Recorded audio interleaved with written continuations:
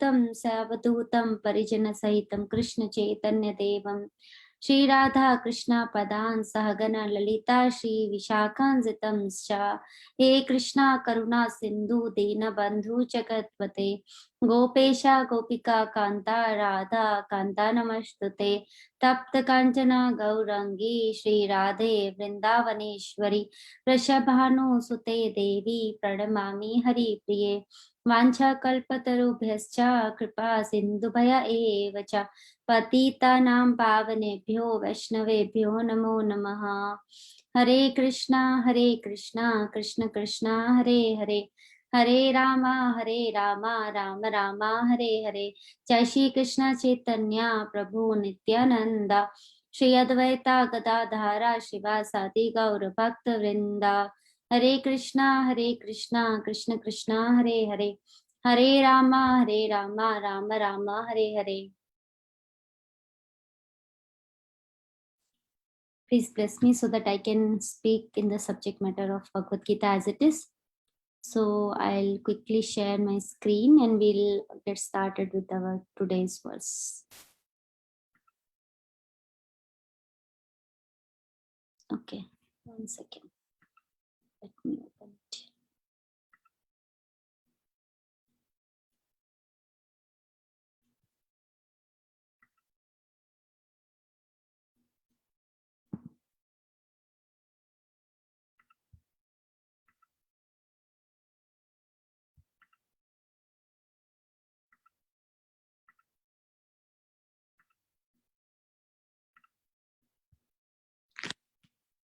Let's start reciting the verse. So it says, I hope you are all able to see my screen.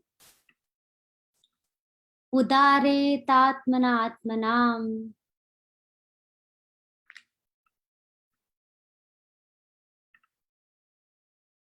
Can you please recite if you like to? Tulsi, you want to recite the words with me? Okay. Udare tatmana atmanam.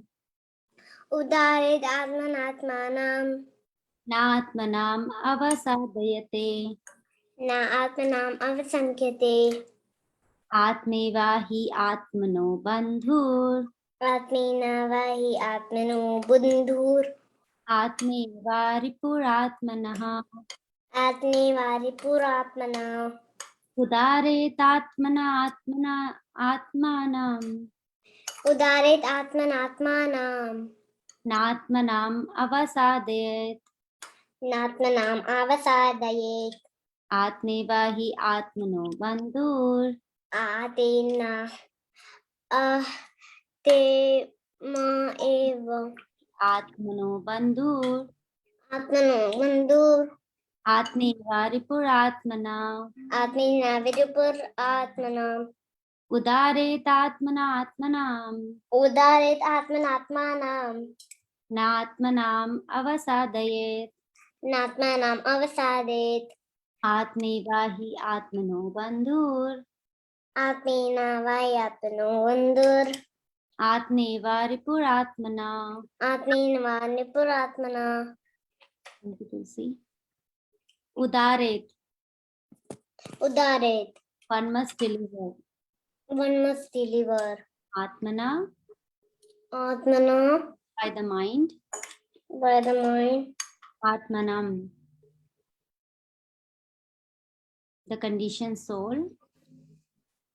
The conditioned soul. Na. Huh? Na. No. Never. Never.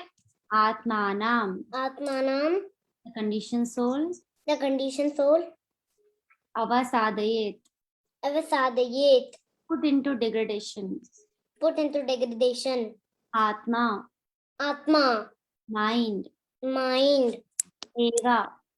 Eva. Certainly. Certainly. He. Indeed. Indeed. Atmanaha. Atmana. Of the conditioned soul. Of the conditioned soul. Bandhu. Bandhu. Friend. Friend. Atma. Atma. Mind. Mind. Eva. Certainly. Certainly. Uhu. Enemy. Enemy. Atmanaha. Atmana. Of the conditioned soul. Of the conditioned soul. You can go on mute. Translation and purport by His Divine Grace A.C. Bhaktivedanta Swami Srila Prabhupada. Srila Prabhupada ki jai. One must deliver himself with the help of his mind and not degrade himself. The mind is the friend of the conditioned soul and his enemy as well. Purport.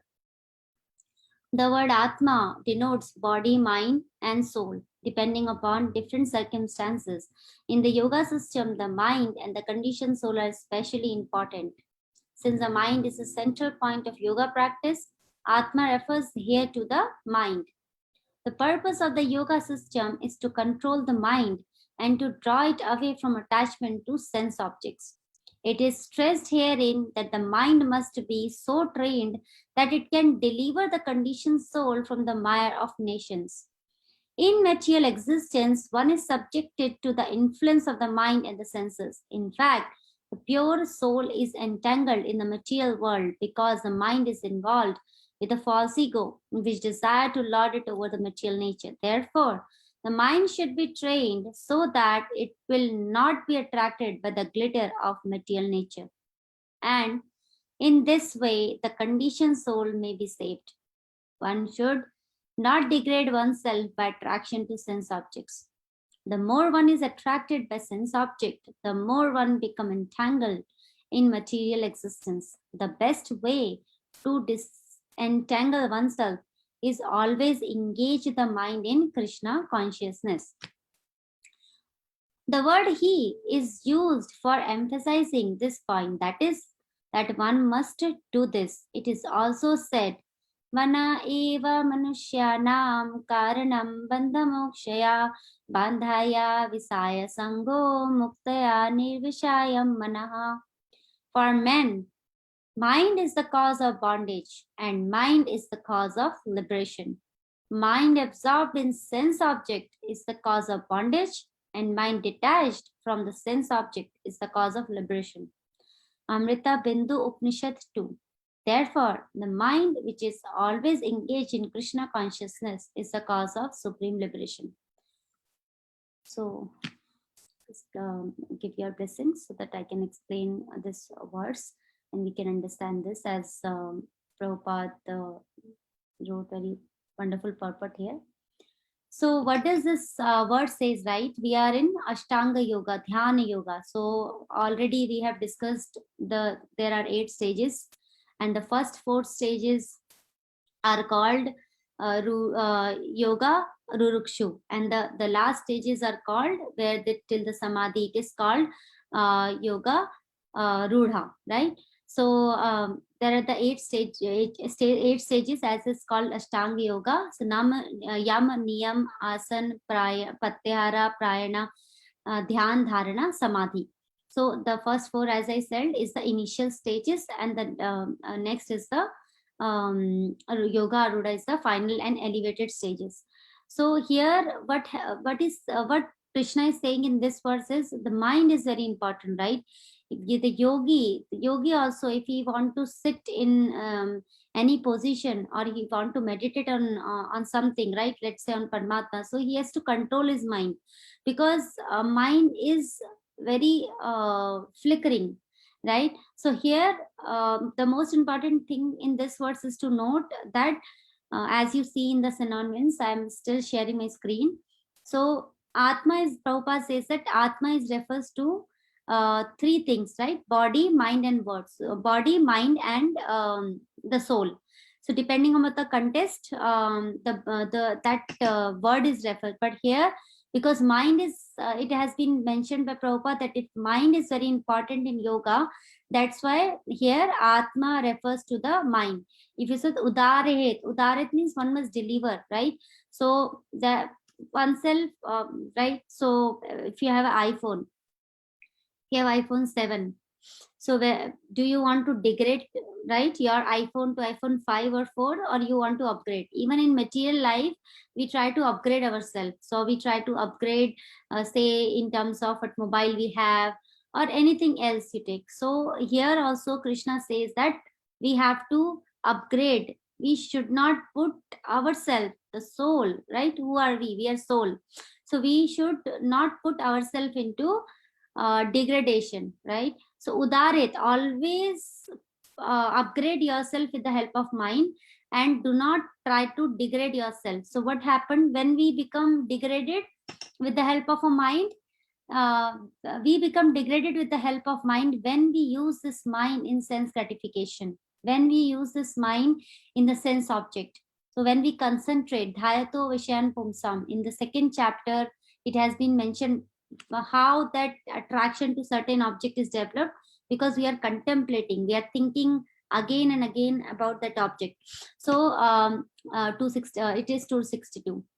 So that verse says that with that contemplation our mind get attached, right? So when we, if we don't attach, if we don't get that thing, then we become frustrated, or even if we get that thing, we become that develops into greed. We might want to have more of it. So here also the mind upgradation of the soul, it will happen through the mind. Because if you remember all in the third chapter, right, in the third chapter there is a verse which says what is the condition of the mind. Is that, does anybody remember that verse? So that verse is indriyani pranani ahur indriya bhe param manah manastu para buddhir ya buddhe parastu sa. So what does Krishna says here? He gives the hierarchy. So our working senses are superior to dull matter, right? So because our senses are working, so they are of much importance than the matter, because matter doesn't work, working senses can work. Mind is higher than the senses, and intelligence is still higher than the mind, and the highest hierarchy is the soul, right? So soul is even higher than the intelligence. So mind is, it has been mentioned, higher than the senses. So mind is the one thing that pull our senses here and there, because mind try to give us so many things, right? You do this, you do that, you do this. Even if you sit down to chant, how restless is our mind, right? We cannot focus on chanting also very properly, and we have to again bring it back and try to focus on the Krishna's form or any deity's form, or try to hear the Maha Mantra. So we see the power of mind. Power of mind is very, very it's beyond to control, right? If you know that sixth chapter, Arjuna speaks this, right? So what does Arjuna says? Arjuna says this mind is very difficult to control. Oh, Krishna, I cannot control the mind. And you know who is Arjuna is? If you all remember this pastime about Nar Narayan Rishi. So when Indra wanted to disturb Nar Narayan Rishi, so he sent the Apsaras from the heavenly planet to destroy the Lord Tapasya, correct? So what happened? The Narayan Rishi have generated a very, very beautiful Apsara from his Uru. Uru means thighs. So her name got Urvashi. So Urvashi was very, very beautiful. You know, all the Apsaras who came to disturb the Lord, they were just like nothing compared to the Urvashi's beauty. So and then the Lord said that gift the Urvashi to the Lord of the heaven, and then he just tried to disturb Mai Tapasya. Nobody can agitate the mind of Krishna or Vishnu. So Narayan Rishi said that, and then this Urvashi is the same Urvashi to whom Arjuna once meet in the heaven, in heavenly planets. And he was looking, and Indra thought that he got attracted to Urvashi. And, Arjuna and Urvashi met. And then Arjuna just paid his obeisances and called Urvashi as mother. Why? Because she was, in his father, right? Indra is his father in his planet, and she's much, in comparison to age, much higher than him. So he never considered her as, like as Indra was thinking, that he thought that, he got attracted to Urvashi, and Urvashi got so much maddened that, how can he reject me? Because Urvashi also wants it to associate with Arjun. So then Arjun, that is the power of Arjuna's controlling his senses, because she was very beautiful, as we have already mentioned. This same Arjuna, when Bhagavad Gita has been spoken by the Lord, and then the 6th chapter has been done. So what he's saying, Chanchalam hi mana Krishna pramati balavadridam tasyaham nigraham manne vayur iva sa dushkaram. So he's saying, I can control the mind. He says 4 things about this mind. Mind is very restless, is very turbulent, is obstinate, and very strong, right? So it's very flickering. Our mind cannot take rest in one place. You if you sit down to do something, your mind, even the mind is going here and there, here and there, here and there. And then he says, I cannot subdue my mind. And he thinks, Arjuna thinks, who can control his mind and senses, as we discussed the pastime of Urvashi. So he says that I cannot control, and this is way 5,000 years back. Now we have so many distraction to our minds, right? So many distraction. So he says that I can control, even I can control the wind. Who can control the wind? We are not even the level of controlling the wind, but he's saying he thinks that even controlling the wind is easier for him than controlling the mind. That's what Arjuna will answer. We will see in our upcoming lectures. So since what we are discussing about mind, so I also wanted to say about this Arjuna's pastime. And here, so that's why here it in the purport Prabhupada says that we have to control our mind. And what is the best way to control our mind? It's to withdraw it from the sense object. But we have to assign some engagement should be there for the mind, right? So there is a very perfect example in our Bhagavatam, in our Srimad Bhagavatam, in our literature. Whose example is that? Who has completely controlled his mind is Ambarish Maharaj. So if you all know, in the 9th canto of Srimad Bhagavatam, there is a wonderful pastime comes of Ambarish Dev, Ambarish Maharaj, and Durvasa Muni. So Durvasa Muni has picked up a quarrel from to Ambarish Maharaj, and because he was fasting on Ekadashi, and it's just he drank water before Durvasa Muni was returning from the river by finishing his rituals. So because the time, there is a Parayana time when all of us have to break our fast on Dwadashi. So that was going. So because he was Nirjal, drinking water or not drinking water will break or not also break the fast. So he just took a little water, and then Durvasa Muni got very angry. Although he was a Ashtanga yogi, he was a mystic yogi, he could not control his anger, and he just started, he created a demon to kill Ambarish Maharaj. And then we all know the story. Then, he ran after his life because Sudarshan Chakra came to protect the pure devotee of the Lord. Right? So, Savai Mana Krishna Pada Ravindo Vashamsi Vaikunta Gunanu Varnani Karo Harer Mandira Marjanya Deshu Shrutim Chakra Chitta Sat Katha Dayo. So how he has controlled his mind, he always fixes his mind in the lotus feet, at the lotus feet of the Lord. So Ambarish Maharaj always engaged his mind in meditating upon the lotus feet of the Lord. And also what Prabhupada says is, when we keep Krishna in our mind, then there will be very less chance for getting distraction for our mind. So because Krishna is like a sun and Maya is like a darkness. So when we are establishing Krishna in our mind, then there is a very, very less chances of Maya being attacking ourselves. So how Maya attacks, do this thing, leave this, do this thing, do that, we can never be peaceful with our mind. If we don't engage in the service of the Lord, our mind becomes more and more and more restless, because the mind, 2 functions are accept and reject. So I'll just look into the verse again. Did I miss anything? Yes. So here is one verse of Amrita Bindu. What does it say? Mind is both the cause of bondage and liberation. How the same mind is a cause of the bondage and liberation? Because mind is, you see, like a key.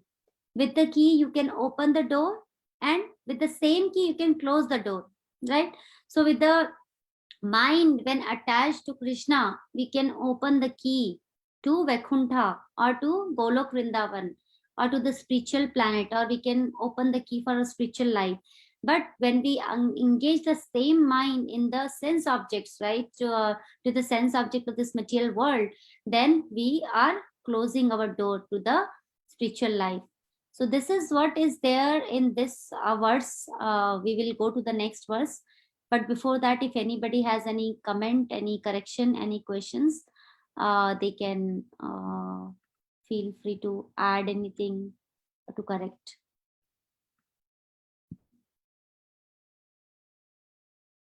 If not, then let me just go to the next verse. Okay.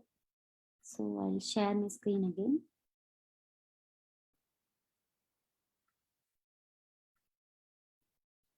You can repeat after me, please. Bandhuratmatmanastasya.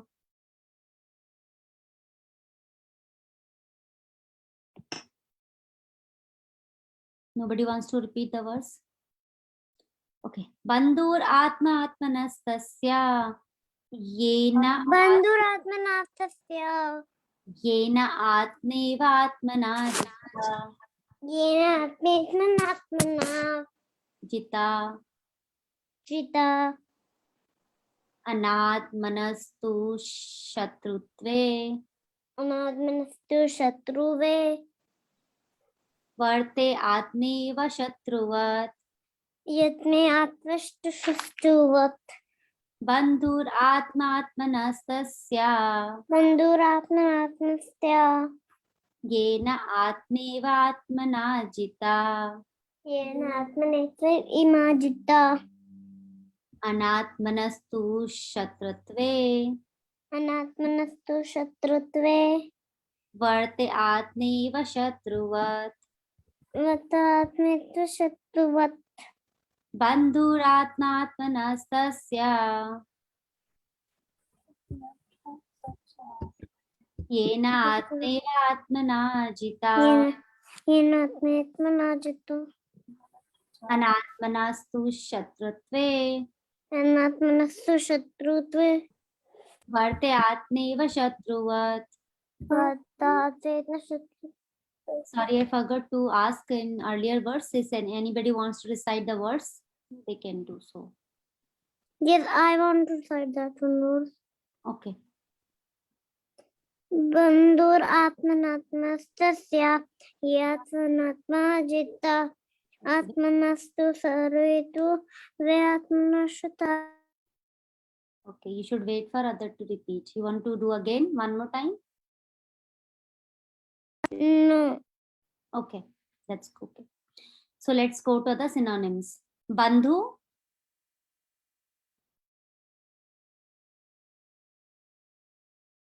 Tulsi, want to repeat? Bandhu, Friend, friend, Atma, atma, mind, mind, Atmanaha, atmanaha, the living entity, entity, Sya, Tasya, tasya, of him, of him, Yena, yena, by whom, by whom, Atma, atma, mind, mind, Eva, eva, certainly, certainly, Atmana, atmana, by the living entity, by the living entity, Jita, jita, conquered, conquered, Anatmanaha, atmana, Anatmana, anatmana. of one who has failed to control the mind, One has to fail the control of the mind to, but Shatutve, shatatve because of enmity, because of enmity. Varteta, Vartita, remains, remains Atmeva, atmina, the very mind, the very mind, Shatruvat, shatruvat, as an enemy. as an enemy. You can see. Translation and purport by His Divine Grace Srila Prabhupada. Srila Prabhupada ki jai. For him who has conquered the mind is the best of friends. But for one who has failed to do so, his mind will remain the greatest enemy. Purport. The purpose of practicing Eightfold Yoga is to control the mind in order to make it friend in discharging the human mission. Unless the mind is controlled, the practice of yoga for show is simply a waste of time. One who cannot control his mind lives always with the greatest enemy, and thus his life and its mission are spoiled. The constitutional position of the living entity is to carry out the order of the Supreme. As long as one's mind remains an unconquered enemy, one has to serve the dictation of lust, anger, avarice, illusion, etc.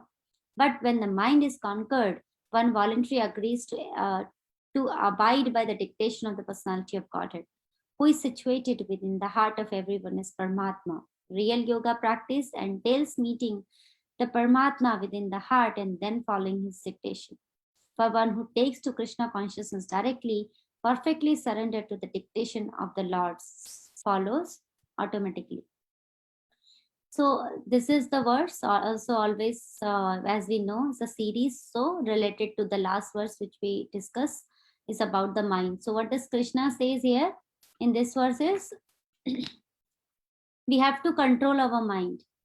If we are not able to control our mind, we are we are just failure in our human form of life. And because who has failed to do so, he's staying or he or she is staying with the greatest enemy. So how does it that, okay, so let me ask you, I don't know, please let me know, whom do you consider is your greatest enemy? Does anybody has anything to share? Do you think is anyone or anybody is your greatest enemy? Yes, no, nobody has any enemy? Well, I guess my mind is my greatest enemy. Yeah, and why so, Mataji? You think mind is your greatest enemy? It's hard to control, you know. You can always blame somebody else, but it's very hard to control. I mean, it's not easy to control, you know, little stuff, you know, sometimes it's not the big stuff that matters. It's the little stuff, you know, that whether I do this or that or the other thing, you know, you want to sleep late sometimes, or you know, you don't want to do this, or, you know, you'd follow the regulator principles and do your rounds, you know, that there is no room for leeway. But other stuff we compromise sometimes, you know, you go somewhere, do something, you know, in DT service, or especially with my DT service. I think right now my DTs are not with me, but even when they're with me, sometimes, especially on weekends, I find it hard to keep the time or something, you know. I make adjustments, and then I think that I shouldn't be doing that. I should give Krishna priority, not what is best for me, what is, you know. So it's kind of hard and stuff like that. For me, at least it is. I don't know about other people, but I feel my mind is, I have to constantly battle my mind, you know. So thank you, Mataji, for sharing.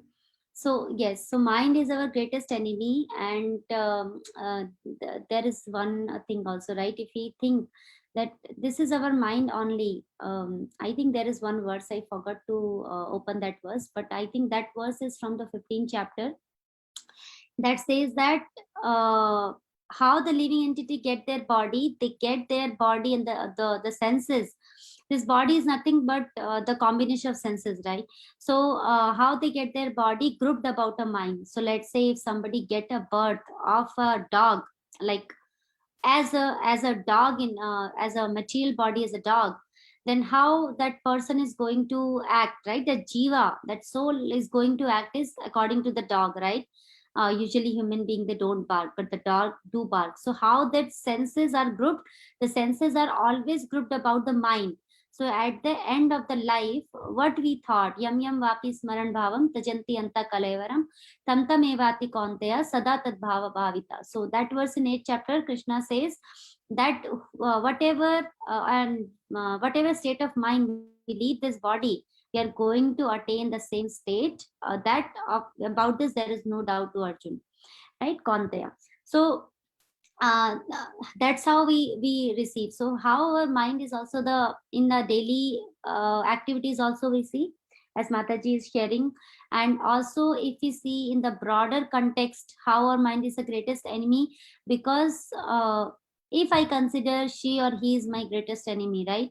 Usually what happens, somebody is favorable to me, so I consider is my friend, and other person is not so much favorable, so I think okay, he's not, or he's my enemy, he did that to me, or she did that to us, or something like that.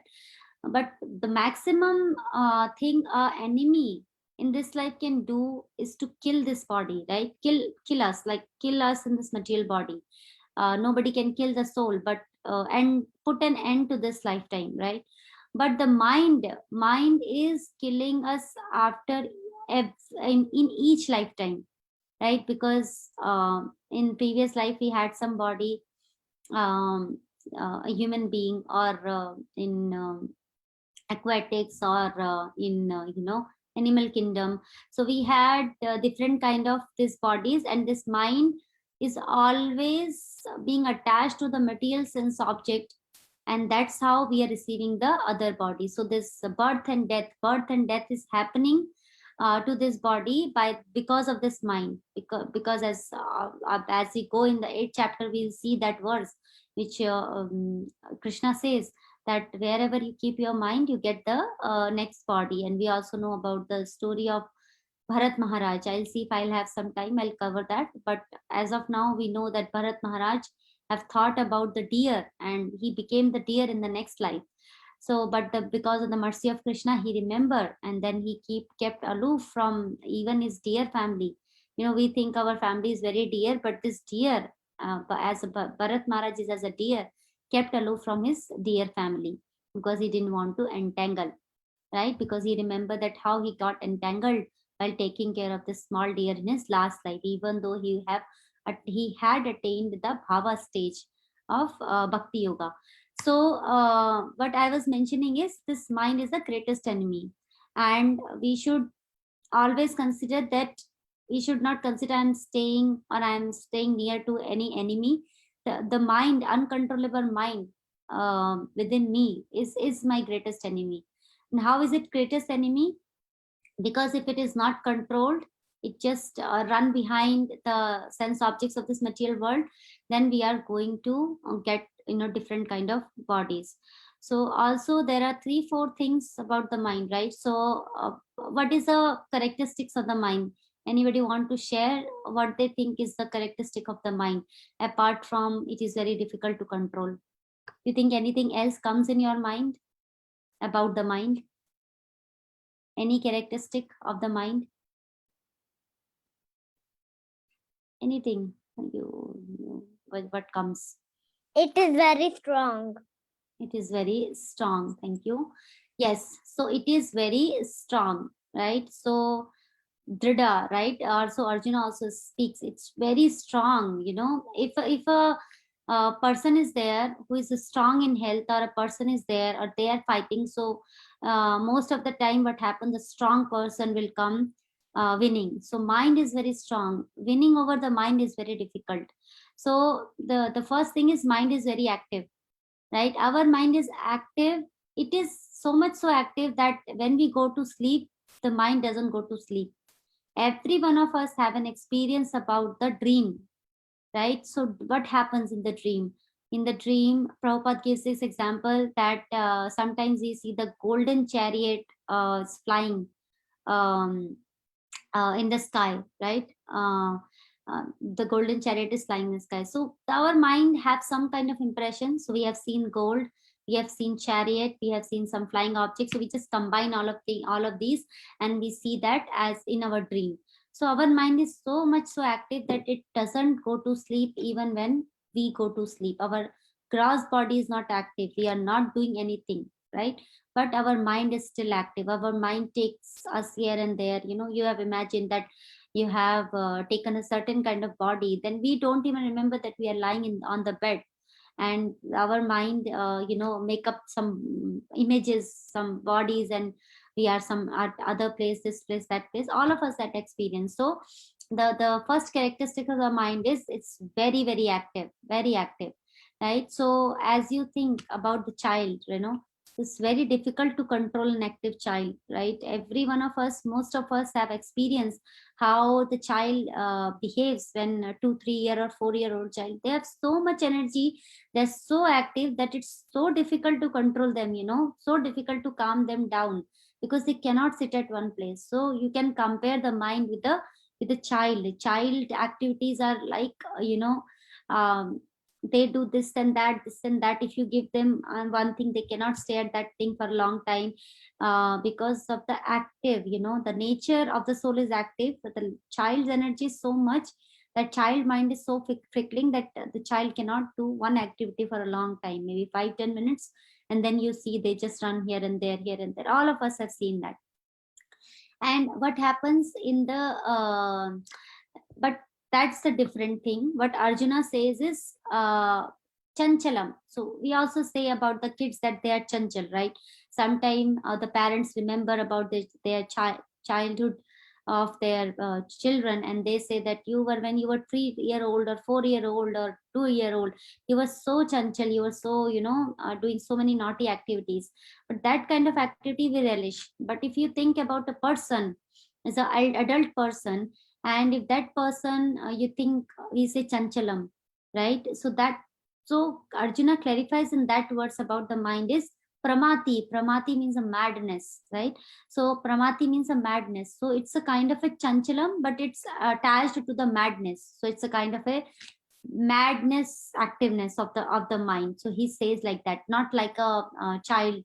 Child nature is active. Sometimes if you see a child gloomy sitting at one place, then all will be worried, what happened to this child? He used to be so active, now suddenly what happens, like that. So child activeness is relishable, but adults, if adults run here and there like a child in the house, how do you think? Is completely mad, right? We will not think that, okay, he's a proper adult, right? So you won't see an adult taking their prasadam and run around the home, right? Eating one bite at the kitchen, the other bite at the hall or the bedroom, right? But the small child does that, right? So mother has to run behind the child to feed the child. So that so pramati, so it's kind of a madness that has been attached, that with the chanchalam. Arjuna when speaks, we covered that verse, like I have just discussed that verse in few minutes back. So chanchalam himana Krishna. So and the other thing is, mind is very fast, right? If you think that wind, how much wind can be, it will be maybe 30 kilometer per hour, 40 kilometer per hour. Then we see that a lot of the trees fell down and all this tornado comes, right? But mind speed is much higher than the wind, because when I'm sitting here, or when you are sitting at your places, if your mind is not here or not in what we are discussing, so your mind might be somewhere. So you might be thinking about India, you might be thinking about something else, you might be thinking about your parents in India, your brother, your sister, or anything else, maybe some deities in India. So our minds, as soon as I just start thinking about some place, my mind immediately take me there, correct? So the mind speed is very high, so that we have to understand. That's why it's so much difficult to control the mind. And another nature of mind is it's very flickering. What is the function of the mind is to accept and reject, right? Sankalpa vikalpa. So something comes, my mind says yes or no, yes or no, yes and no. So these are the two things which the mind does, and it's very flickering.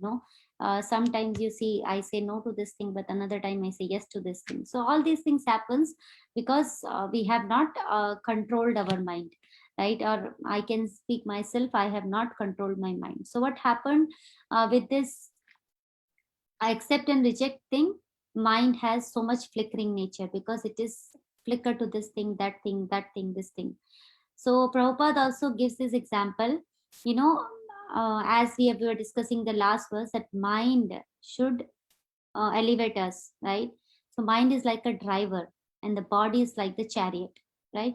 So let's say if you call, you have a driver, you have a car, you have a driver, and you say, please, you take me to ISKCON temple, right? Driver will bring you there. because you have ordered him to get you to the temple, right? And if you say to that driver that you take me to the liquor shop, or you take me to the anywhere, to the shopping mall, to liquor shop, to any shop, so that driver will drive you there, right? So similarly, but what happens if the driver takes over the mind? If the mind takes over, mind is like a driver for us. So if the driver, imagine that you have a car, you have a driver, and the driver takes the control. You ask him to go to some place, but he takes you to other place. You ask him to go to place B, he takes you to place Z, like that. So that kind of thing our mind sometimes does, right?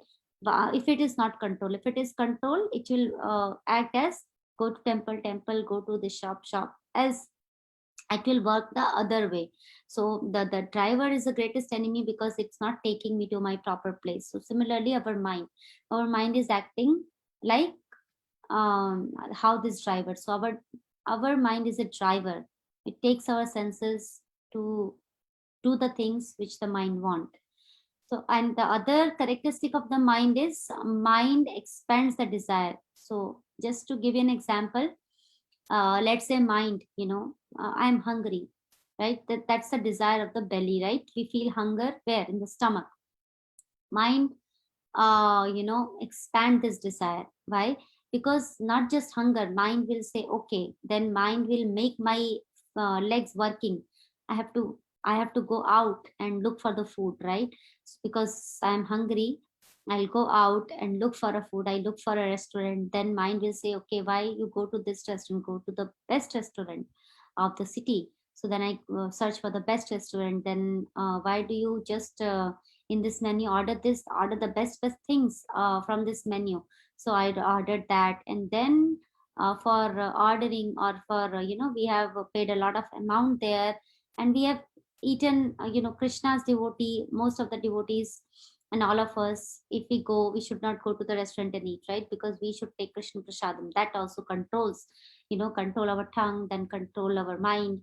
So but what happens to a normal person, how the mind expands the desire is to just hunger was to satisfy, eat something and get satisfied. But no, the mind has expanded the desire, saying, okay, why not go to this restaurant, why not take to these kinds of things, and then to maintain all these things, then work hard, right? So that happens with our mind.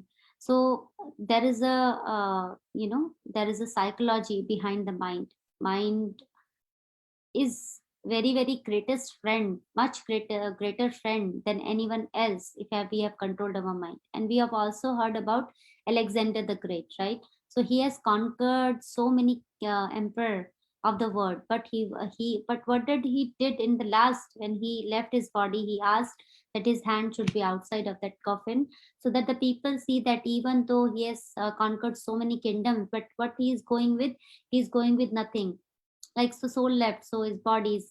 So why we work for all these things are not thinking about where I have to engage my mind to upgrade myself, not to degrade. So upgrade myself means to have better destination. If we don't go to Krishna in this life, I have very less chances.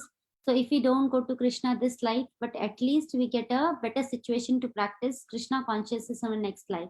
So we have to control the mind. When mind control, we are better situated in spiritual life as well as in material life, right? Because if you are staying with the greatest enemy, how can you be comfortable sitting at home, correct? It's because your mind will not let you sit at one place. It will drag you here and there as the mind desires, it expands the desires, and all those things happens.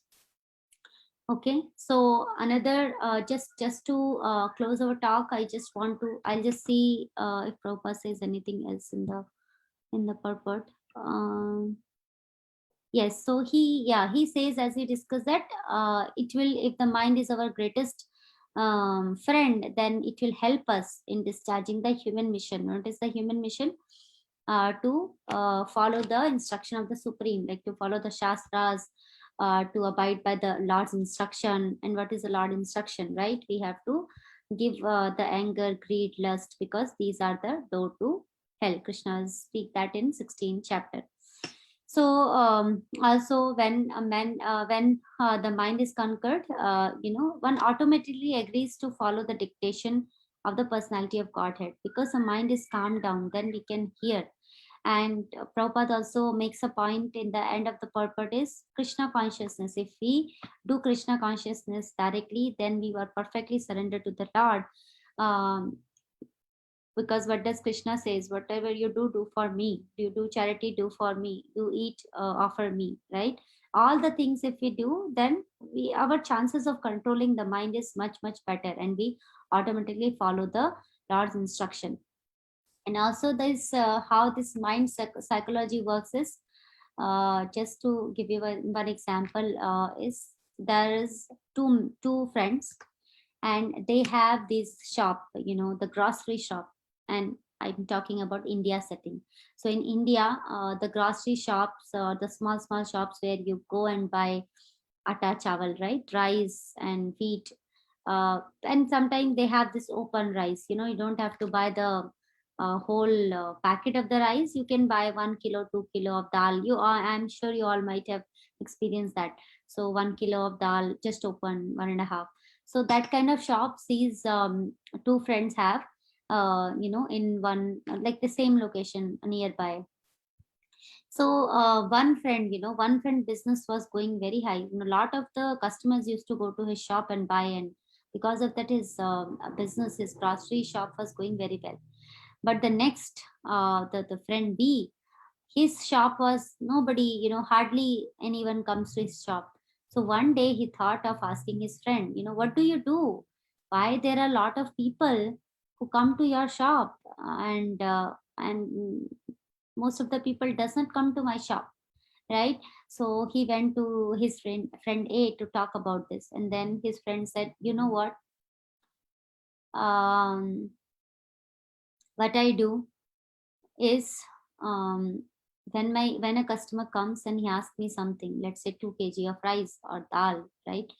What I do, I what you do, he know. What the friend B do is, he put more, right? Let's say he put 2 kg and 20, 30, 40 grams extra, and then he just remove it, right? So removing means this customer think that he is giving me less, even though he's not giving less. He is giving 2 kg only, because he's have that weighing scale where 2 kg is there, and this is there. But this friend A, what he used to do, he used to put less rice, and then he'll put more, right? So let's say he put maybe 1.5 kilo, right, 1.5 kg, and then he put more 20 more, 2 to 3 times more, to make it equal to 2 kg. So that psychology of the customer becomes, okay, he is giving me less. See this person B, A, that this shopkeeper, he always gives me more. So there is nothing about, but that psychology of the mind is, he is giving me less or he is giving me more. That kind of psychology of the mind. So our mind is very difficult to tackle. So even though the same thing, we are thinking that it is less or less and more, in terms of how this person is handling his customer. So you could think, when we are in that situation, we might also have thought the same thing. If we go to the some shopkeeper and he always does that, remove the things, so we'll think, okay, why you always want to give me less? If I better, I should go to the shopkeeper A, correct? So that kind of psychology that this friend has told to his friend, that I do this, that's why they think and they come to me, that even though I don't give them, I give them 2 kg of rice or 2 kg of dal, but this is what their psychology is. So what how we control our mind in Krishna consciousness, we have to give more. If we give less, then doesn't work. So let's say chanting, we don't have any taste for chanting. I can say myself, I really don't have any taste of my chanting. So but how to get the taste in the chanting is to do it regularly. So how to develop a taste is do it regularly, so it becomes a habit. It becomes a habit to do the chanting, and then and we should also try to do it focusing on the mind. So focusing the Hare Krishna mantra and all those things. So 16, yes, as Mataji said, somehow other yena kena prakarena, we try to finish our 16 round, correct? But we should always give a more. What happens when we give more? That's how we are going to develop taste for Krishna. Nowadays what happens, that when we don't do proper chanting, we are not developing taste, and because of the lack of taste, sometimes we feel sleepy during chanting. Sometimes we just feel so happy if I count that my 16 japa are done, okay, my beat back till the next day is sitting around the house somewhere. So that's, we are, I mean, it's good we do our 16 round, but if you want to increase our taste, we have to perform more bhakti, we have to perform more nama, hari nam, right? So that's why we are going to develop the taste, so if you think how the people get the taste, sometimes they smoke and they think they rebel it, but they think how these people are enjoying smoking and why I'm not doing it. So they keep doing it and then they get the taste. So this is how also to get the taste in Krishna consciousnesses, keep doing it again and again. So more, give more. So mind psychology is whatever I'm getting more, I'm satisfied with that, So give more of the bhakti or the Krishna consciousness, because it's very, very easy. Ashtanga yogi, very, very difficult process to follow. But bhakti yoga, as Prabhupada says, that, when we follow Krishna consciousness, it's so easy because we are allowing Krishna in our mind, and we then our detachment to the material sense objects happens automatically. So I would like to take a pause here, and I would ask if anybody has any questions, comment, corrections, they can do so at this point of time. We've covered 2 verses today about the mind, 5th and 6th. Yes.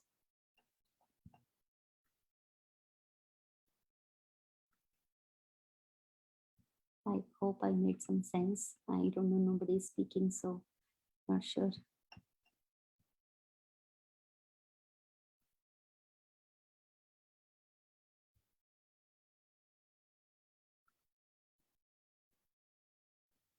Okay, if we don't have any questions, I think we can wrap it up. Very nice class, Mama. Thank you, Tulsi. We can wrap it up here since we won't be able to start another verse in 5 minutes. So please bless me so that I can do chanting and I can do some classes in a better way. So I really need all of your blessings, all of the Vaishnavas' blessings who are assembled here. So I'll pay my obeisances to all of you. Vancha kalpatarubhascha kripa sindhu पतितानां पावनेभ्यो वैष्णवेभ्यो नमो नमः। अनंत कोटि वैष्णव वृंद की जय। श्रील प्रभुपाद की जय। श्रीमद् भगवद गीता की जय। पद्मलोचनी माता जी की जय। Thank you everyone for joining for today's class. Hari Bol.